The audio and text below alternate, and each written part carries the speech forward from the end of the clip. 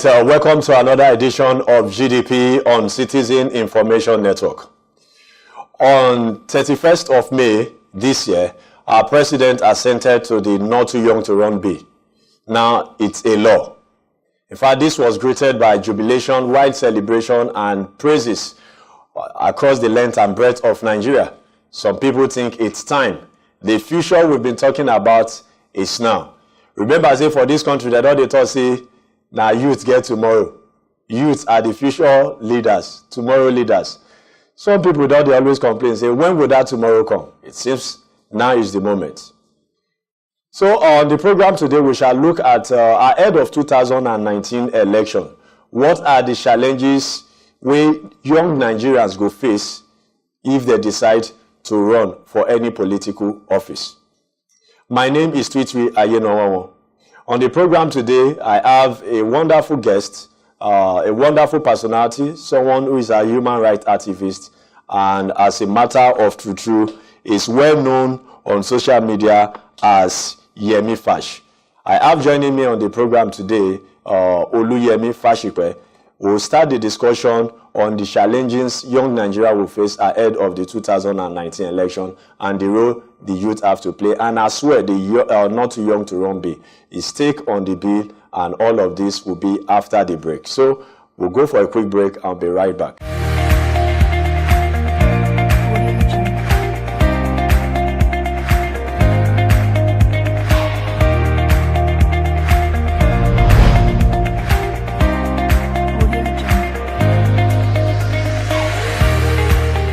All right, welcome back. Still Citizen Information Network, and of course the program is GDP.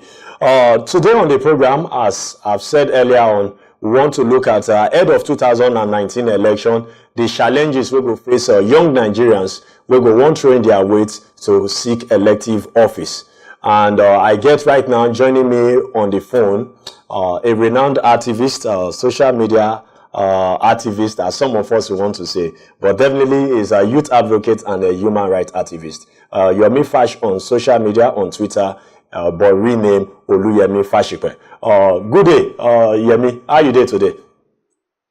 I'm fine, moderator. I'm fine. How are you too? Yeah, they're very fine. Of course, 2019, Not Too Young to Run bill. President don't sign that into law, and so many people are happy. What are your thoughts about this bill? First and foremost, I would like to commend everyone that has been instrumental towards the passing of the Not Too Young to Run bill. I'll start with Mr. President. I would like to give him that commendation. He really deserves it. And I would like to commend the Yagi group, the youth-led organization that was fighting at the forefront of the age reduction campaign, popularly known as Not Too Young to Run. And I'd like to commend the activities of the participation of the National Assembly too, led by His Excellency Bukola Saraki. They have all tried, because history has been written. This will never be forgotten, because we now have an opportunity for youth to be inclusive in politics. It's a very wonderful development. So going back to your question, Mr. Moderator. Yes, we're with you, but also it will also be good if we give credit also to Honorable Tony Unwulu, the honorable member of House of Rep representing Oshodi Solo. He deserves the best accolade, the most accolade for this, because he actually sponsored that bill. Yes. I was going to talk about that too. He deserves that. So talking about 2019 election, I think our discussion to be centered towards the 2019. 2019. Inclusion of I'm talking about the recently passed Not Too Young to Run bill and the participation of youths come 2019. I think we start by talking about the willingness of Nigerian youth to vie for political office. That is very important. Now they have the opportunity, but how many Nigerian youths are willing to vie for office? I am aware that as we speak, we have about 12,000 Nigerian youths who are aspiring to vie for office in 2019, which is a very, very wonderful development too. Are you there with me? Yeah, yes. Yeah, but the challenges we might have Yes, we are with you. the challenges we might have tends to come from funding. As we speak, I'm sure you agree with me that our politics system is channeled towards this money politics, such that if you have to woo somebody with money before that person listens to you. Talking about politics here, you want to vie for an office, for a political office or elective post, you must have some substantive amount of money for you to talk to people, to address people. So I think the not too young to wrong bill that was recently passed is just a starting point. We have a lot of other things to achieve, especially removing the money politics from our politics. The fact that you have to be rich before you can actually vie for office is a very, is a big challenge to us. And I'm sure that we know all of these youths that are coming out. Most of them are not billionaires. In fact, none of them is a billionaire. Let me make some references. Showell of Sahara Reporters is coming out he wants to contest for the post of the president next year. I think I know of Adamu Gaba. I know of this other guy, Duro Toye. We have a fella Duro Toye. Yeah, these guys are not billionaires. And I'm sure that you are aware that. Yeah. Hello, we are with you. Yeah, this guy, you are aware that you agree with me that to contest for a presidential election in Nigeria as we speak will not involve less than $1 billion. Even definitely more than $1 billion for you to even become a known face across the grassroots and length and breadth of the country. Exactly. Yeah. So the money politics is a major challenge, but I know that now that we have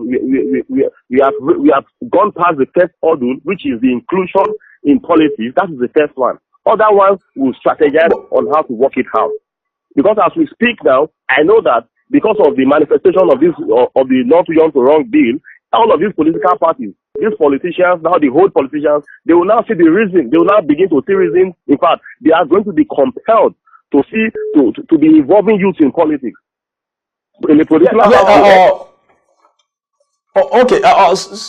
something else we should look at is that now, should the election be about age?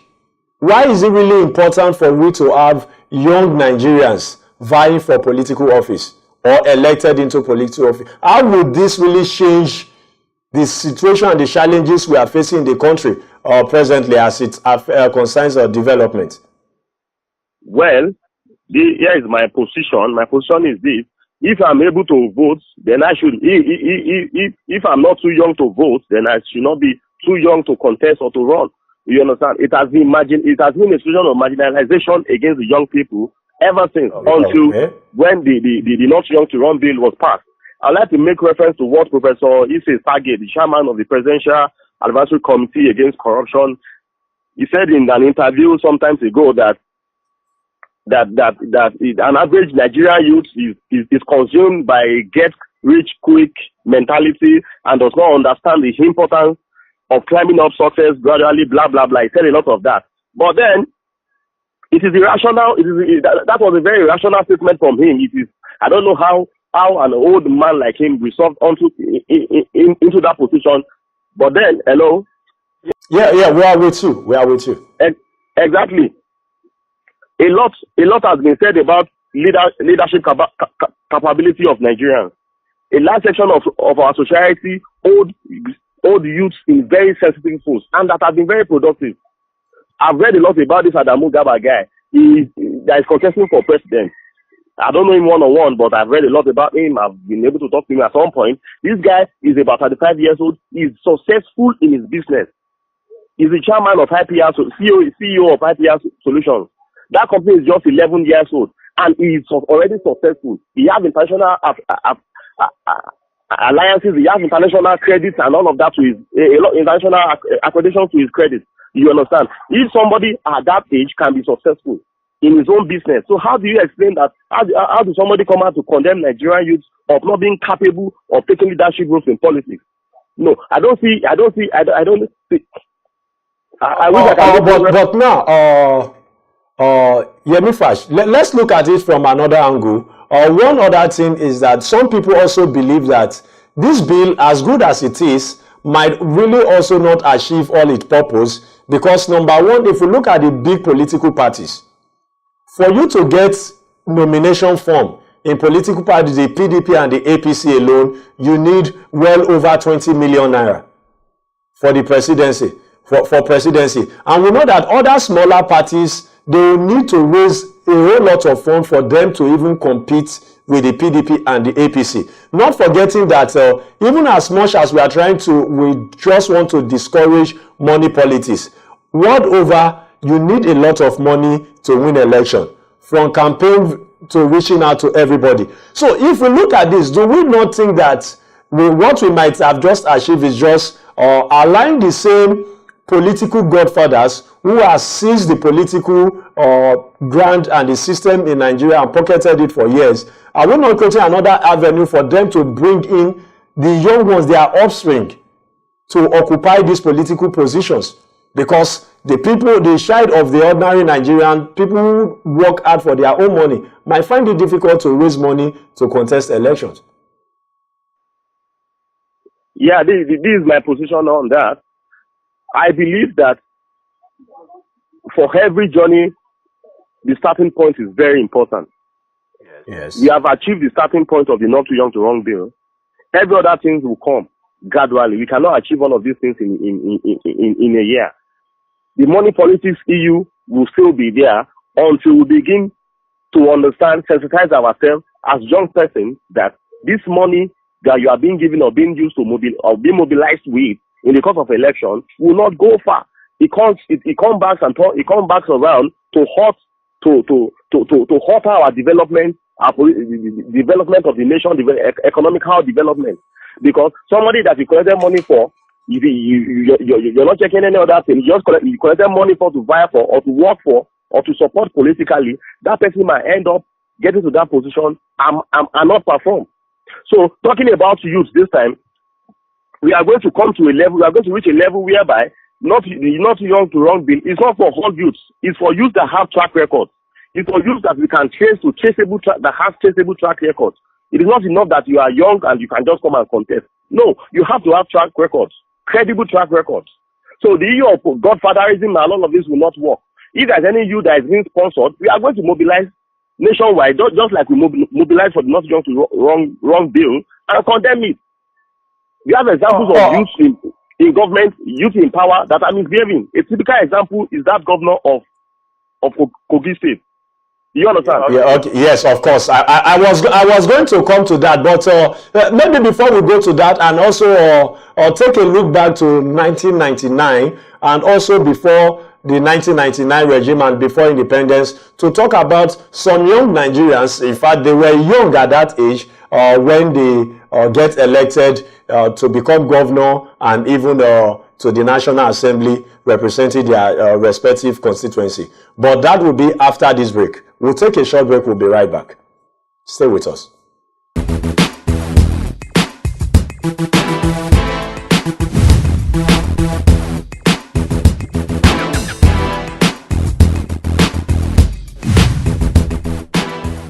All right, welcome back. The program is still GDP, Governance, Development, and People on Citizen Information Network. My name is Nasti Tweetwe, and we have over the phone Yemi Fash joining us. So Yemi Fash, before the break, we were about to talk about young Nigerians who have been elected into positions and have done well. For example, if we look back at 1999, when the then governor of Cross River State was elected, he was just 37 years old as governor of Cross River State. And before he became the governor, he first served as a commissioner at the age of 31. Most Nigerians agree that he performed very well as the governor of Cross River State.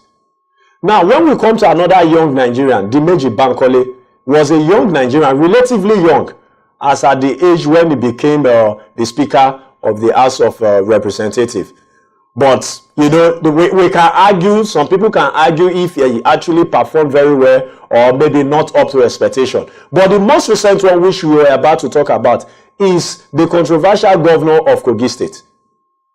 So, looking at all of these factors, how do we ensure that moving forward we do not just elect people based on their young age, but based on competence?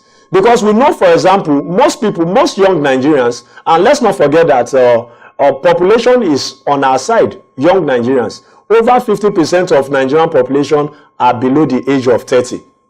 They are young people. So how do we now make sure that the young electorate will not just vote for the sake of age, but they will vote going for competence? Like I said earlier, it is going to be about checking track records. Yes. It is not enough for you to be young to contest. It is not for you to be young and have track records. And those track records must be credible. It is very important. It's going to be a total waste of time and total waste of every resources and every other thing if we vote for a youth that is not competent. So if you are vying for office, and we have to support you as young persons too, then we want to we'll do our findings, do research of you. What have you been in some 3 years before then? Who are you? What are your track records? It is very important. So any youth with questionable track records will not be supported into office. This we are going to mobilize again and sensitize our youth. It's not enough to be young. Competence is key. It's very important towards delivery and taking charge. Because these posts you are vying for, they are not posts of class governors or maybe class representatives. They're talking about somebody that wants to represent either a state, his constituency, his federal constituency, or probably his local government. All of these things have to be checked from the beginning. So none of us who has been advocating for this not young to run bill is not aware that we need youths who are competent. That is very, very important. It's really important. So your track records will be considered first before I support you. If I'm going to support people today, I'm going to check their track records. I've checked the track record of all of the youths who are vying for the post of the president come 2019. All of them. I've done my findings about them. I don't have issues with most of them. You understand? Yes. Because these are people who have been successful in their businesses.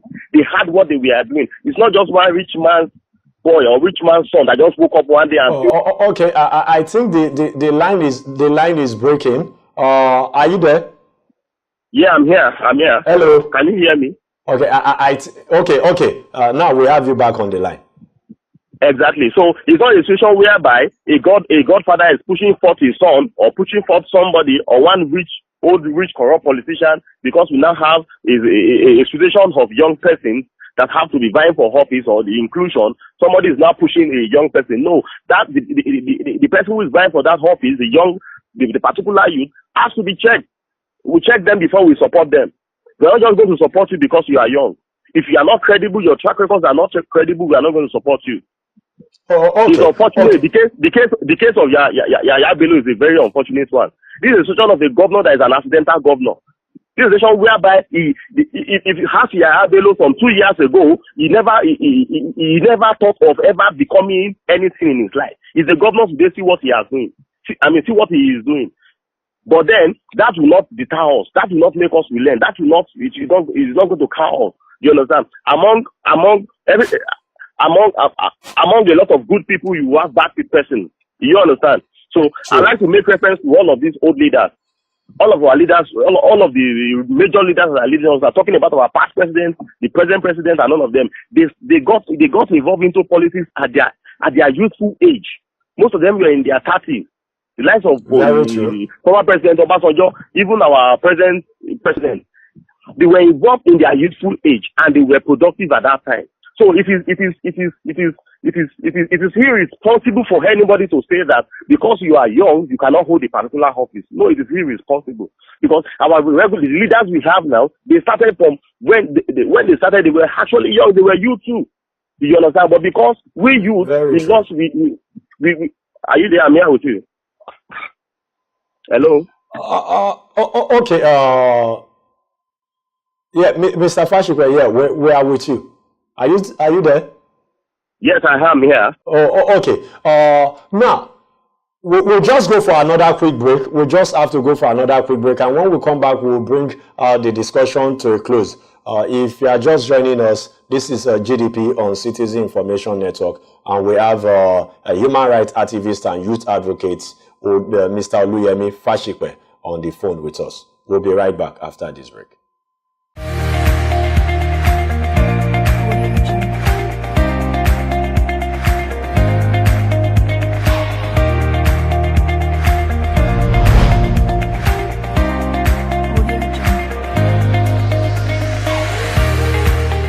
All right, welcome back. Still GDP on Citizen Information Network. And right now, before we go just bring the discussion to a close now, Mr. Fashipe now.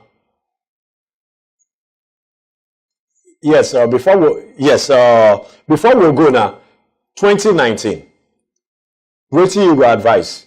Make Nigerian youth go for anybody young, or may they not just look age and just vote whoever they consider competent? Before I finalize on that, I'd like to chip in something very briefly. Okay, all right. Yeah, Nigerians have abundance of youth who are proven to be absolute leaders in their selected fields, not peculiar to their generation only. In a lot of, you just need to look around you. It's not even peculiar to this generation only. History has repeatedly shown that that if space is provided for youth, our youth, they are going to do greatly.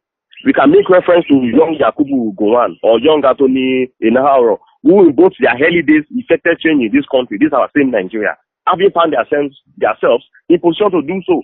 So I always like to emphasize that I don't want to hear anybody. It is irresponsible for anybody to say somebody is young and cannot hold an elected position in this country. It is young. If I'm old enough to vote, then I'm old enough to hold that position too. You understand? So I would like to go back to what you said. Come 2019, I have this important message for youth. Are you there? Yes, we are with you.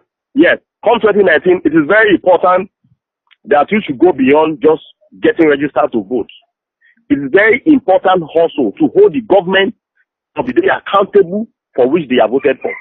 You voted for any governor, for any government, you are supposed to hold that government accountable. It is your right to do so. People always mix up politics with governance. Everybody cannot be politician. Cannot be politician. Very true. You understand that? But we as citizens of this country, it is your civic responsibility to be interested in governance. Because if you participated in making this person your governor, you should also be interested in how he governs you. That is governance. It's so different from politics. So if all of us, if you come together and understand that it's our civic responsibility to be interested in governance, then our country will move forward.